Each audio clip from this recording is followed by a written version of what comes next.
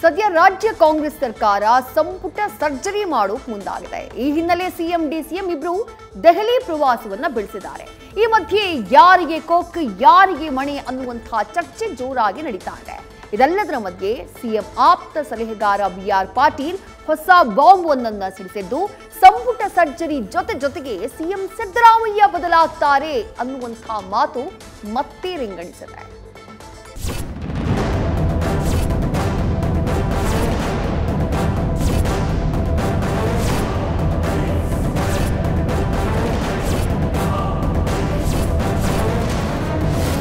ರಾಜ್ಯದಲ್ಲಿ 3 ಮಿನಿ ಸಮರ ಗೆದ್ದಾಯಿತು, ಎದುರಾಳಿಗಳ ಬಾಯಿ ಮುಚ್ಚಿಸಿದ್ದಾಯಿತು. ಈಗ ಕ್ಯಾಬಿನೆಟ್ ಪುನಾರಚನೆ ಮಾಡುವ ಸರ್ಕಸ್ ಜೋರಾಗಿದೆ. ಕ್ಯಾಬಿನೆಟ್ ಸರ್ಜರಿಗಾಗಿ ಸಿಎಂ ಸಿದ್ದರಾಮಯ್ಯ ಹಾಗೂ ಡಿಸಿಎಂ ಡಿಕೆ ಶಿವಕುಮಾರ್ ಡೆಲ್ಲಿ ಫ್ಲೈಟ್ ಹತ್ತಿಯಾಗಿದೆ. ಆದರೆ ಇದೇ ಹೊತ್ತಲ್ಲಿ ಸಿಎಂ ಆಪ್ತ ಸಲಹೆಗಾರ ಹೊಸ ಬಾಂಬ್ ಸಿಡಿಸಿದ್ದು ಕುತೂಹಲ ಕೆರಳಿಸಿದೆ.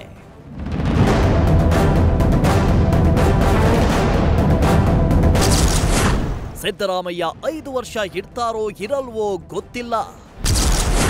ಸಿಎಂ ಆಪ್ತ ಸಲಹೆಗಾರ ಬಿಆರ್ ಪಾಟೀಲ್ ಸ್ಫೋಟಕ ಹೇಳಿಕೆ. ಸಿಎಂ ಹುಡಾ ಹಗರಣ ವೇಳೆ ಸಿಎಂ ಬದಲಾವಣೆ ಮಾತು ಕೇಳಿ ಬಂದಿತ್ತು. ಈ ವೇಳೆ ಸಚಿವರು ಸಿಎಂ ಬದಲಾವಣೆ ಮಾತೇ ಇಲ್ಲ, ಸಿದ್ದರಾಮಯ್ಯನವರೇ 5 ವರ್ಷ ಸಿಎಂ ಆಗಿರ್ತಾರೆ ಅಂತ ಹೇಳಿದ್ರು. ಆದರೆ ಇದೀಗ ಸಿಎಂ ಆಪ್ತ ಸಲಹೆಗಾರ ಬಿಆರ್ ಪಾಟೀಲ್ ಸ್ಫೋಟಕ ಹೇಳಿಕೆ ನೀಡಿದ್ದಾರೆ. ಸಿದ್ದರಾಮಯ್ಯ 5 ವರ್ಷ ಇರ್ತಾರೋ ಇಲ್ವೋ ಗೊತ್ತಿಲ್ಲ ಅಂತ ಹೇಳಿ ಹೊಸ ಚರ್ಚೆಗೆ ನಾಂದಿ ಹಾಡಿದ್ದಾರೆ.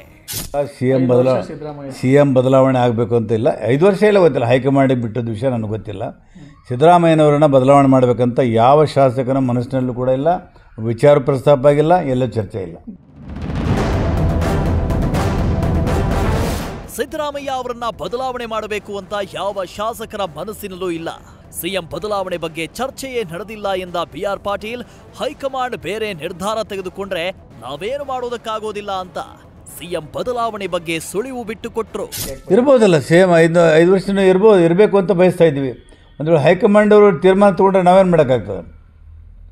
ಅವ್ರ ಮೇಲೆ ಇನ್ನೂ ಜವಾಬ್ದಾರಿ ಜಾಸ್ತಿ ಕೊಡ್ಬೋದು ಸಿದ್ದರಾಮಯ್ಯವ್ರ ಮೇಲೆ. ಬಿಆರ್ ಪಾಟೀಲ್ ಹೇಳಿಕೆ ಚರ್ಚೆಗೆ ಕಾರಣವಾಗ್ತಾ ಇದ್ದಂತೆ ಯತೀಂದ್ರ ಸಿದ್ದರಾಮಯ್ಯ ತಿರುಗೇಟು ಕೊಟ್ರು. ಮುಂದಿನ 5 ವರ್ಷ ಸಿದ್ದರಾಮಯ್ಯನವರೇ ಸಿಎಂ ಆಗಿ ಮುಂದುವರಿತಾರೆ, ರಾಜೀನಾಮೆ ನೀಡಲ್ಲ ಅಂತ ಹೇಳಿದ್ರು. ಖಂಡಿತ ಇವಾಗ ನಾವು ಬೈ ಎಲೆಕ್ಷನ್ ಗೆದ್ದಿದ್ದೀವಿ. ಸೊ ಹಾಗಾಗಿ ಜನರ ಬೆಂಬಲ ನಮಗಿದೆ ಅಂತ ಗೊತ್ತಿದೆ. ಸೊ ಹಾಗಾಗಿ ಜನರ ಬೆಂಬಲ ಇದ್ಮೇಲೆ ನಾವು 5 ವರ್ಷ ಕಂಪ್ಲೀಟ್ ಮಾಡ್ತೀವಿ.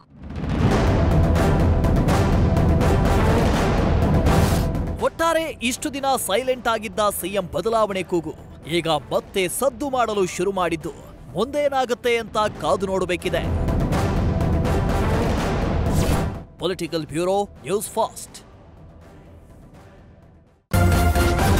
ನ್ಯೂಸ್ ಫಸ್ಟ್ ನಿರ್ಭೀತಿಯಿಂದ ನಿಮ್ಮ ಪರವಾಗಿ.